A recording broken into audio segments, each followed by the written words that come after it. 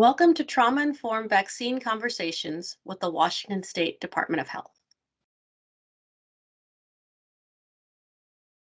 Today I'm joined by clinical psychologists Dr. Kira Massa, Dr. Tona McGuire, and Dr. Michelle Andrasik for a discussion about trauma informed vaccine conversations during the COVID 19 pandemic. Dr. Massa, what are some strategies that are important for providers to use with their adult patients? How can these approaches lead to better patient outcomes? I would say there's basically two things that really come to mind. Number one is to make sure to ask questions. One of the differences between kids and adults, or even teenagers and younger kids, is that you can ask them, like, are you worried about this? And they're more likely on an adult level to give you a direct answer, like, yeah, I'm not a fan of shots, or I'm not a fan of injections, or I've passed out before. And they might give you some background. The other thing, besides asking them directly, is to pay attention to the nonverbal messages that the person is giving you.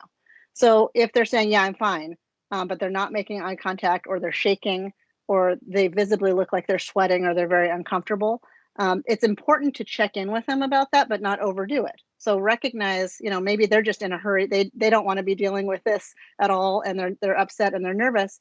And you can kind of talk them through that process, but without overdoing it. If it seems like, in terms of their nonverbal messages and their verbal messages, that just kind of getting through it and moving on with their day is probably in their best interest. So it's about taking a little bit of extra time to either ask questions or to use your observational skills to really meet each person where they are individually and recognize what they're showing you about their experience from either what they're saying or how they're feeling.